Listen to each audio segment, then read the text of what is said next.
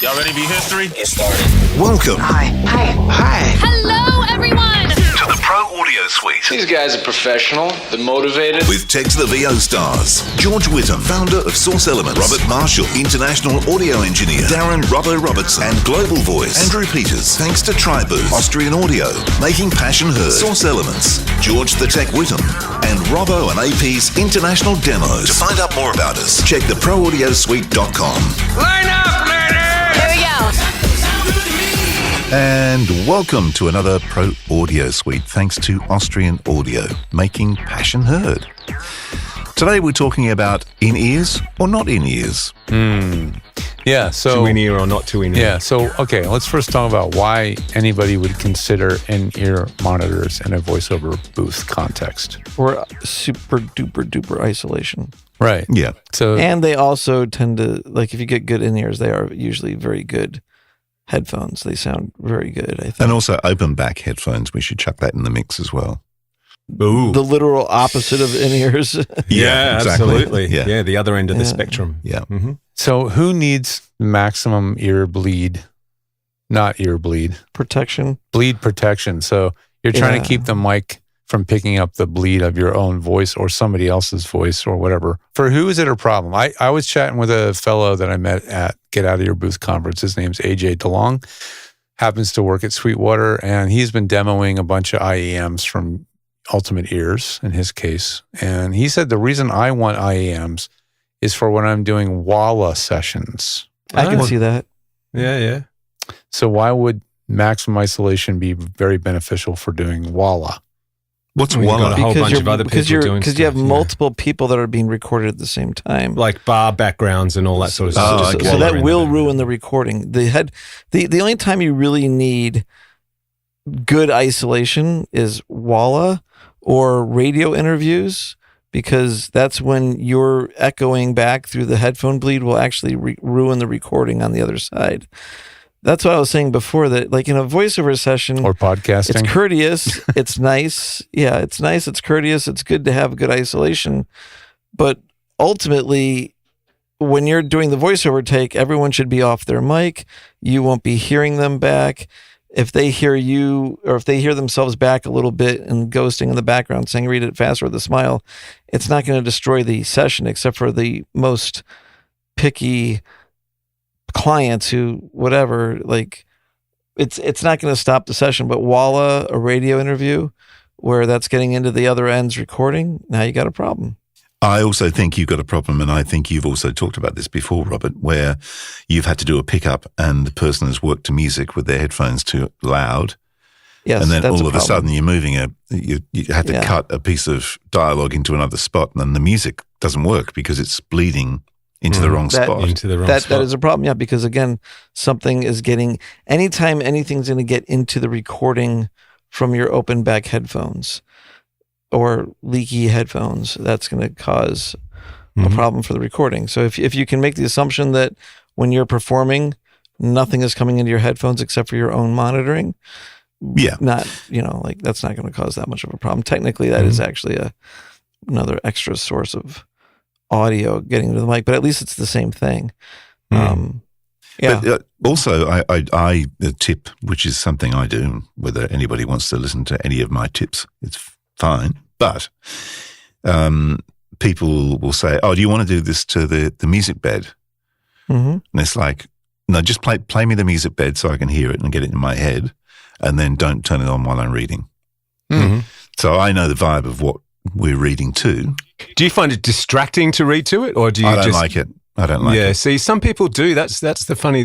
Well, it's not funny. I mean, it's all personal taste. But there are people who would prefer to hear it. If you've got it, I'd love to hear it. Is their words? Yeah. Or there are others who go like you, just go, oh, can I just hear it, and then that'll do. I think sometimes even when they say it doesn't change their read, it does change their read, and it puts energy in it, and it's a subtle thing. I think it changes the read, I but think so, but if it's yeah. someone who doesn't want to hear it, it can also change it in a bad way Yeah. because they're struggling with it. So I think you've got to go with the flow on that. I've never unfortunately. really had someone who doesn't like actually just altogether get a better read from reading with music. Actually, funny enough. I don't disagree with you, but unless I kind of still feel unless you're forcing them to, unless they're like AP, like Yeah, you know, I never make kind them, of but Yeah. It's usually yeah. But no, if you can get them to read to it, all the better. Absolutely. Agreed. Yeah, I see. I'm not 100% about that because I think it does change the way you read if you're reading with music underneath. But don't you think it changes the read for the better though? Because you've got a feel for what's going on, and you sort of you can get in tempo with the music and all that sort of stuff. Yeah, but it depends what you're doing. There's a though. subtle thing where even the pacing of the words hits Fit, yeah, with the music, and the energy ramps in the right way. Mm-hmm. I don't know. It's Well, doesn't the it's music it's have to be in sync then? It's like whatever you're singing over, it's got to be synced to no, the because actual. it's still like synced. It's like, okay, if you're syncopated or if you're on beat or off beat, you're still in time. There's still like a correlation that happens. Yeah. It's like if you take a cappella vocal, you can still slide it around to fit.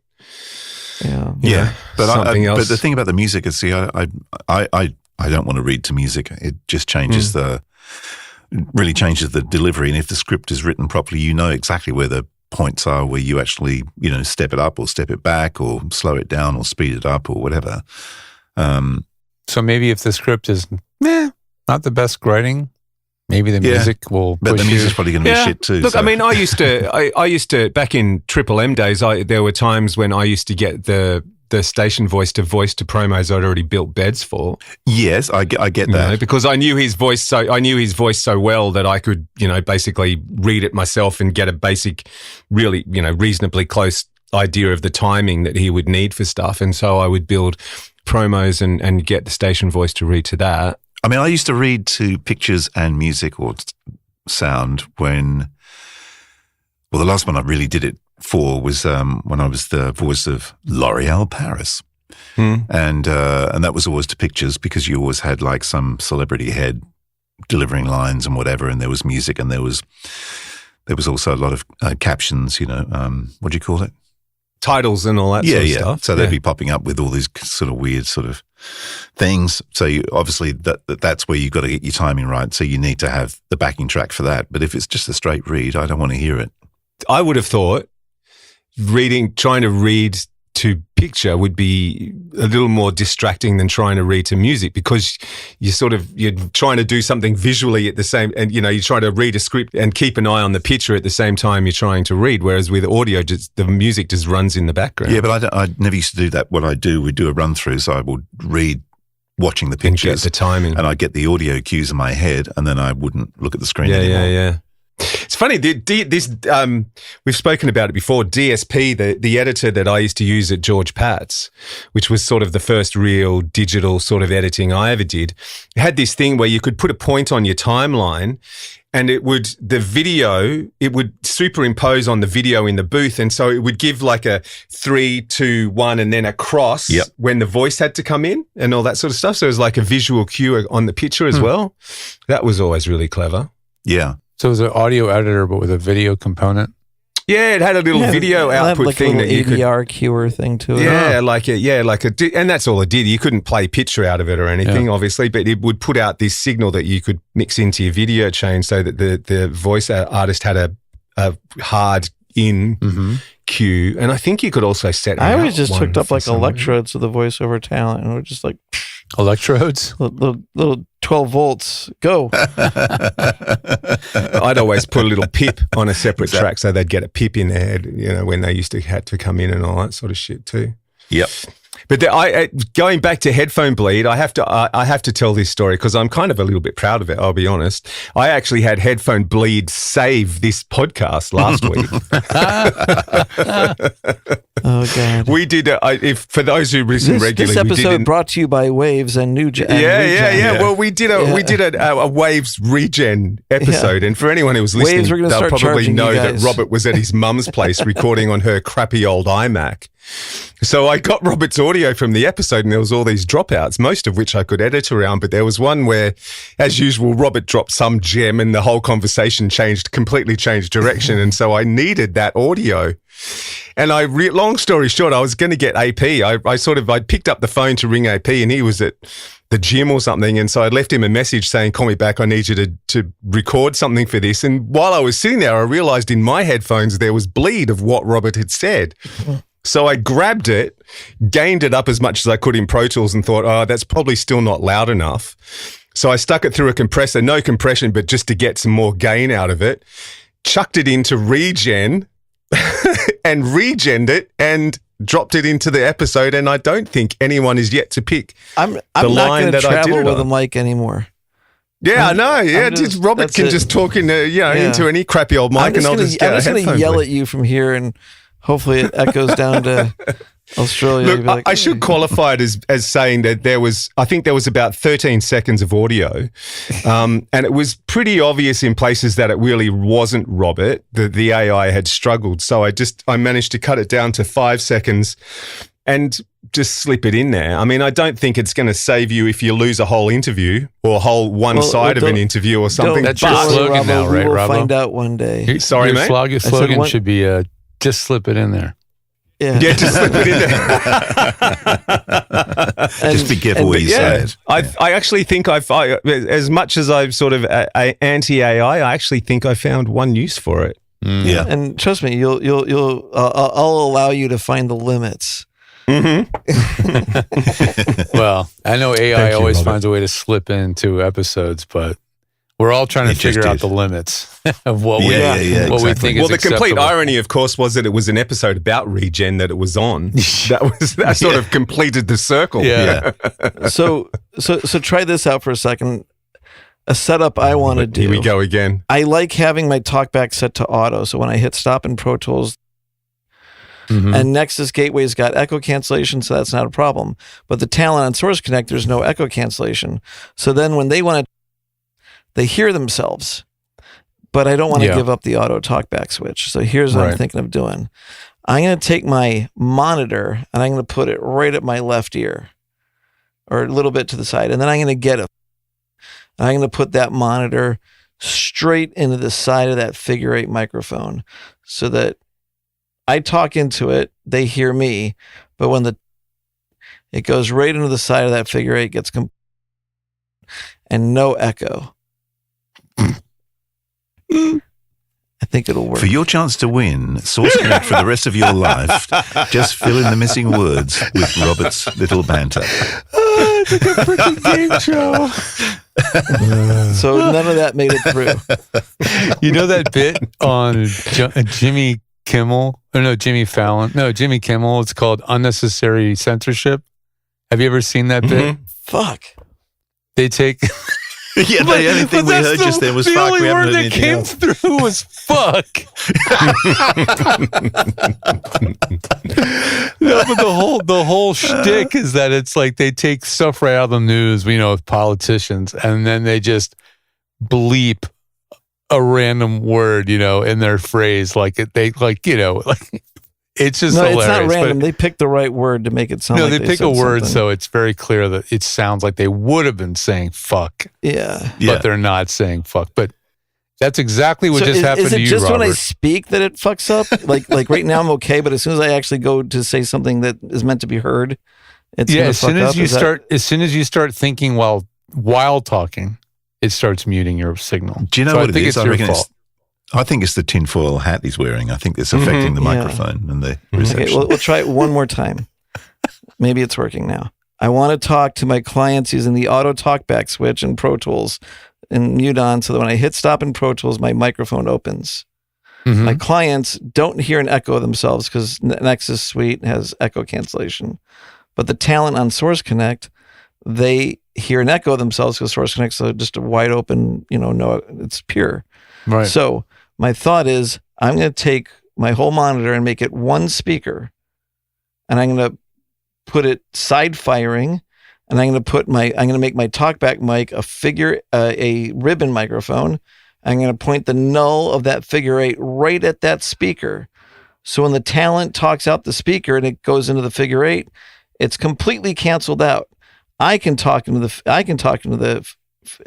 mic and it'll hear me, but the talent coming back will be phased out because of the two lobes of the figure 8. The And Beatles now I can have technique. an open mic, just like the Beatles used to do backing vocals without headphones. Right. Mhm. But the room has to be dead though for that to work. Like it's got to very be dead. dead. It can't have Yeah, any- you're right.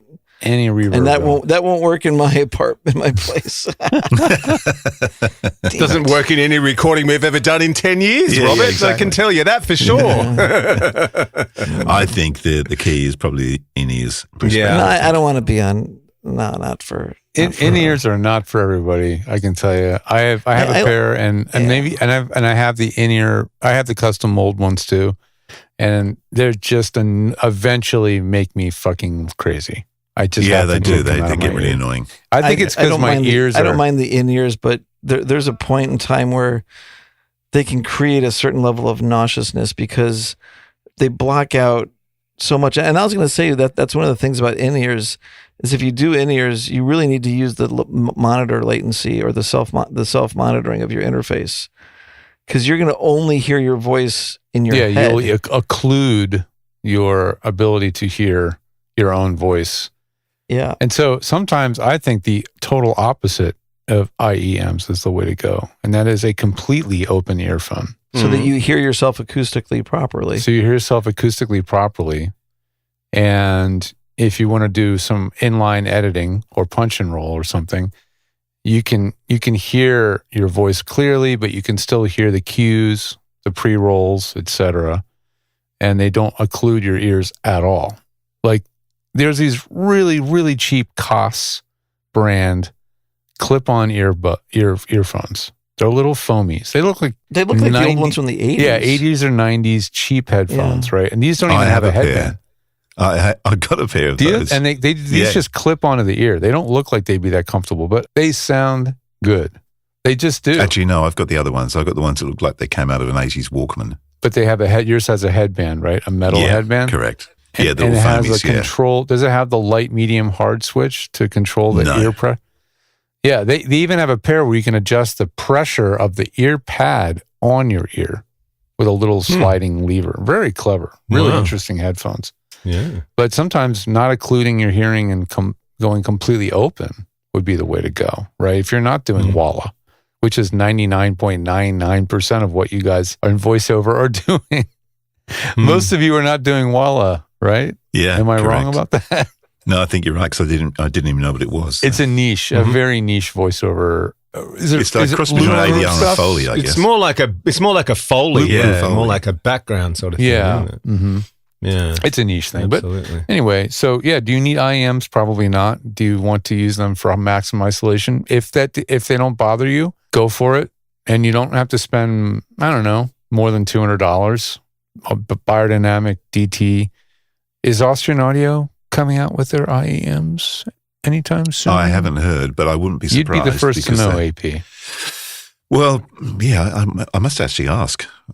I'm not aware of them having it's logical for them to do it because they have a lot of, obviously they're targeting musos, and I know they've got a lot of drummers that are using 818s as overheads and stuff, and they're different drum mics. So in-ears would be maybe a logical move. Sure. I did see an interesting headphone, actually. I think that same gentleman, AJ, told me about. Have you ever heard of a brand called I? Like the letter I would like to tell you this. I love you very much. I think you're grand. No, it's literally the brand. It's AI.audio is their website. They have a pair of headphones called the TMA series, not TMI, TMA. And they're totally modular. So they have replaceable ear bands, ear pads. The driver cups can be removed. So you can mix. That's like the Fostex RPT 20s. Well, there you go. See, these guys didn't invent the idea. Like studio headphones that people can trash and then you can still buy all the parts. That's another, well, yeah, that's true too. I mean, biodynamics, et cetera, you can buy all the parts. But this is like a mix and match thing where you can have all those things and you don't need a bunch of tools. They snap like together. The Jeep Wrangler of headphones. Yeah, well, yeah, like the cool thing is the headbands headphones probably work. Right. The headbands have the cord integrated into the headband. Right. So you can have just the headbands. I'm showing these guys on screen, but you can get just the headband and then there's a little cord for each ear cup. Right. And then each ear cup has a jack for the cord on it. So the cord can be on either ear cup, left or right, depending on what you want. And then you can put a larger ear pad, a smaller one, a velour ear pad. Can you get one side big and the other side small? You could. Yeah, why not? You could literally go one ear pad. Yeah. That's the funny thing is they don't have a one ear pad mode. You would think they would do that, but I guess you could just have one big ear pad and one small ear pad, and you don't plug the cord into the other ear pad. Can you have one open back and one in ear? That I haven't seen. I did have a really weird pair of headphones at one point that were both in ear and over the ear. How is that? That's bizarre. Yeah, they were really bizarre. I couldn't get used to putting on a pair of over the ear headphones that also felt like someone's fingers were jammed in your ears. Yeah. It was really weird. I used to have a pair of underpants like that, but Rock and roll. No, that's not a You wear your underpants on your head? That's not a jack. That's a jack-C. exactly. Oh, God. TRRs. Yeah. TRASS. Well, that was fun. Is it over? The Pro Audio Suite, with thanks to Tribooth and Austrian Audio. Recorded using Source Connect. Edited by Andrew Peters and mixed by Robbo. Got your own audio issues? Just ask Robbo.com. With tech support from George the Tech Whittam. Don't forget to subscribe to the show and join in the conversation on our Facebook group. To leave a comment, suggest a topic, or just say g'day, drop us a note at our website, proaudiosuite.com.